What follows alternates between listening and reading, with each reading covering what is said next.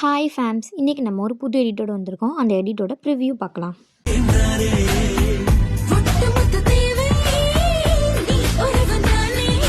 Edit பண்ணணும் அப்படின்னா முதல்ல நம்ம இன்ஷாட் ஆப்பில் ஃபோட்டோ அப்படிங்கிற ஆப்ஷனை கிளிக் பண்ணிவிட்டு நமக்கு எந்த ஃபோட்டோலாம் அதில் சைடில் இருக்கணுமோ அந்த ஃபோட்டோலாம் கிளிக் பண்ணிவிட்டு நம்ம ஃபஸ்ட்டு கட் அவுட் கொடுத்துக்கலாம். கட் அவுட் கொடுத்துட்டு அதை நம்ம அப்படி எக்ஸ்போர்ட் பண்ணோம் அப்படின்னா இது அப்படியே ஒரு பேக்ரவுண்ட் ரிமூவ் ஆகிருக்க ஒரு இமேஜாக சேவ் ஆகும். இதே மாதிரி நம்மளுக்கு எத்தனை வேணுமோ அத்தனை ஃபோட்டோவை நம்ம எடுத்துக்கலாம். நான் இப்போதைக்கு 2 ஃபோட்டோவை உங்களுக்காக காமிச்சிருக்கேன். நம்ம டேரெக்டாகவே எடிட்குள்ளே போயிடலாம். ஒரு ஃபோட்டோவை நம்ம செலக்ட் பண்ணியிருக்கலாம், அதாவது ஒரு பேக்ரவுண்ட் ஃபோட்டோ. அதை வந்து நம்ம 9:16 அப்படிங்கிற ரேஷியோவில் சூஸ் பண்ணி நம்ம டிக் பண்ணிக்கலாம். இப்போ அந்த ஃபோட்டோவை நம்ம ஸ்லைட்டாக ஒரு ஓரமாக வச்சுக்கிடுறோம். அதை கொஞ்சம் ஓரமாக வச்சாதான் நம்மளுடைய கட் அவுட் இமேஜ், நம்ம சேவ் பண்ணி வச்சுருக்க இமேஜெலாம் வந்து கீழே வைக்க முடியும். ஸோ அதை எப்படி சூஸ் பண்ணணும் அப்படின்னா, கீழே இருக்க ஆப்ஷன்லேயே பிப் அப்படிங்கிற ஒரு ஆப்ஷன் இருக்கும். அந்த ஆப்ஷனை கிளிக் பண்ணோம்னா நம்ம இது வரைக்கும் சேவ் பண்ணி வச்சுருக்க இமேஜ் எல்லாமே இருக்கும். அதில் நமக்கு என்ன ஃபோட்டோ வேணும் அப்படிங்கிறத நம்ம சூஸ் பண்ணி இந்த மாதிரி அது கரெக்டான இடத்துல வைக்கிற மாதிரி நம்ம வந்து அட்ஜஸ்ட் பண்ணிக்கலாம்.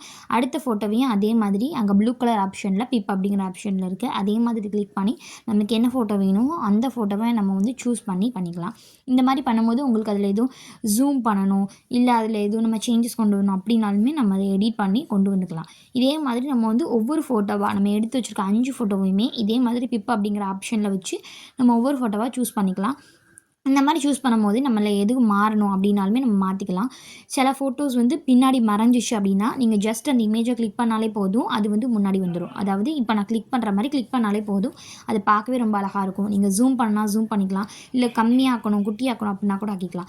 இது வந்து ஈஸியாக ஒரு 5 மினிட்ஸில் நமக்கு இன்ஷாட் ஆப் இருந்தாலே போதும், நம்ம ஈஸியாக அந்த எடிட்டை வந்து பண்ணிடலாம். இது யார் வேணால் பண்ணலாம். சிம்பிளாக எடிட் பண்ணணும் அப்படின்னா நீங்கள் மறக்காமல் என்னோடய சேனலை சப்ஸ்கிரைப் பண்ணிக்கோங்க. இது ரொம்பவே பார்க்க அழகாக இருக்கும். இது நீங்களும் ட்ரை பண்ணுங்கள். மறக்காமல் like, comment, share and subscribe பண்ணிடுங்க. இந்த வீடியோ மிஸ் ஆகாமல் இருக்க சேவ் பண்ணிக்கோங்க. தேங்க்ஸ் ஃபார் வாட்சிங்.